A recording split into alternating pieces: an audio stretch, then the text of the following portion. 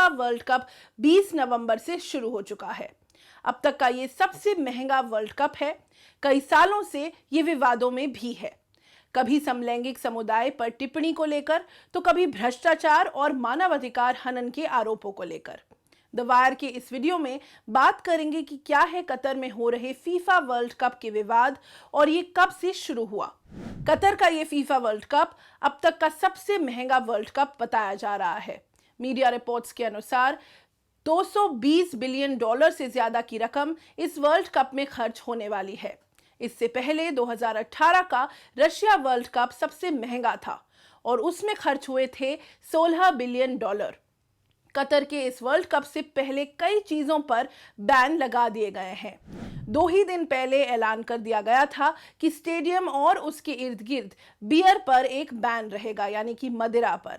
इसके अलावा LGBTQIA समुदाय पर फीफा एम्बेसडर की टिप्पणी भी विवादों में रही थी। खालिद सलमान ने कहा था कि होमोसेक्सुअलिटी दिमाग में डैमेज है। LGBT समुदाय पर इस टिप्पणी का कई टीमों के खिलाड़ियों ने विरोध भी किया। इंग्लैंड और वेल्स के कप्तानों ने सतरंगी बैज पहनने का ऐलान भी किया था, मगर फीफा की ये धमकी के बाद किसी ने इस बैज को मैच के दौरान नहीं पहना। कतर की आलोचना प्रवासी मजदूरों के प्रति उसकी नीतियों की वजह से सबसे बड़ा विवाद बनकर के सामने आई है। अगर आंकड़ों की बात करें तो द गार्डियन की रिपोर्ट में बताया गया है कि 2010 से 2020 तक 6500 प्रवासी मजदूर अपनी जान गंवा चुके हैं। ये मजदूर नेपाल, भारत, बांग्लादेश, श्रीलंका के थे। आपके खुद के घरों में ऐसे कई मामा चाचा जरूर होंगे जो कतर, सऊदी और अरब जैसे देशों में नौकरी कर रहे हैं या जाने वाले हैं। कतर पर लेबर कानूनों से जुड़े मामलों में कई आरोप लगते रहते हैं। मजदूरों की सुरक्षा, सुविधा और उनकी रहने की अवस्था पर कई सवालिया निशान खड़े हुए हैं। द गार्डियन ने अपनी इस रिपोर्ट में बताया है कि दिसंबर 2010 के बाद से हर हफ्ते 12 मजदूरों की मौत इस वर्ल्ड कप के जितने भी तैयारी हुई है उसको करने में उनकी जान जा चुकी है। जानकार ये मानते हैं कि इन मौतों की वजह में गर्मी में काम करने की वजह से, दिल की बीमारी, सुरक्षा सुविधा ना होने की वजह से हुए हादसे शामिल हैं।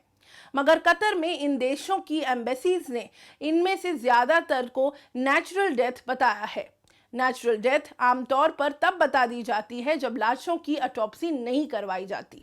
कतर को वर्ल्ड कप होस्ट करने का मौका मिला, मगर सवाल यही था कि इतना छोटा देश फुटबॉल का सबसे बड़ा इवेंट कैसे होस्ट कर पाएगा।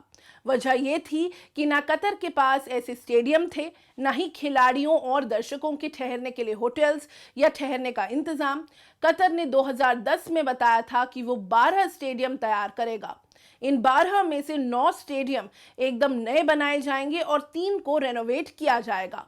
यही वो स्टेडियम थे जिनको बनाने में कई मजदूरों की जान गई है। कतर में करीब 12 लाख प्रवासी मजदूर रहते हैं जो भारत, नेपाल, बांग्लादेश और श्रीलंका, फिलीपींस से वहां पर गए हैं। ये बात भी जान लेना बहुत ज्यादा जरूरी है कि ये प्रवासी मजदूर कुल लेबर फोर्स का 94% हिस्सा हैं, यानी कि 1% कतरी नागरिक 5 प्रवासी मजदूर हैं।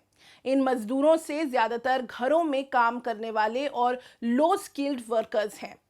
कतर की पूरी आबादी का 85% हिस्सा गैर कतरी लोगों का है। इस आबादी में से सिर्फ 25% महिलाएं हैं। अब बात करते हैं कि कतर को वर्ल्ड कप होस्ट करने का मौका मिला कैसे। 2010 में अंगोला में फीफा प्रेसिडेंट सेप ब्लैटर ने ऐलान किया था कि 2022 का वर्ल्ड कप कतर में होगा। सिर्फ 30 लाख की आबादी वाले कतर ने अमेरिका, ऑस्ट्रेलिया जैसे देशों को पीछे छोड़कर इस बिड को अपने नाम कर लिया था। फीफा की एग्जीक्यूटिव कमेटी में 24 लोग थे जिनको इस बिड में वोट करने का मौका मिला। कतर से जुड़े हुए जो बिडिंग प्रोसेस का खुलासा लगातार होता रहा है। इसी वक्त सामने आई है एक विसल ब्लोअर की टेस्टिमनी जिनका नाम है फाइदरा अल माजिद। उन्होंने आरोप लगाया था कि कतर के लिए बिड कैंपेन के हेड अल थवाड़ी ने एक होटल रूम के अंदर 24 में से 3 वोट्स को उनके वोट के बदले $1.5 मिलियन दिए थे।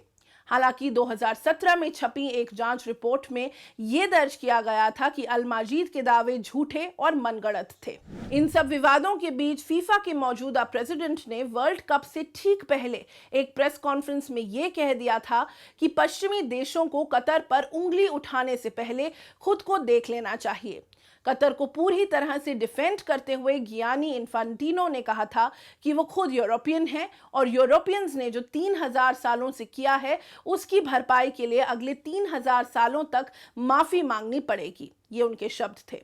गियानी ने कहा था कि ये वर्ल्ड कप सबसे बड़ा होने वाला है। बीबीसी ने कतर की ओपनिंग सेरेमनी ना दिखाकर उसकी आलोचना करते हुए रिपोर्ट्स दिखाई थी। वर्ल्ड कप को शुरू हुए 3 दिन हो चुके हैं और फुटबॉल के फैंस जी लगाकर इसे देख रहे हैं, लेकिन ये विवाद भी हैं जो शायद कतर और फीफा का पीछा कभी नहीं छोड़ेंगे।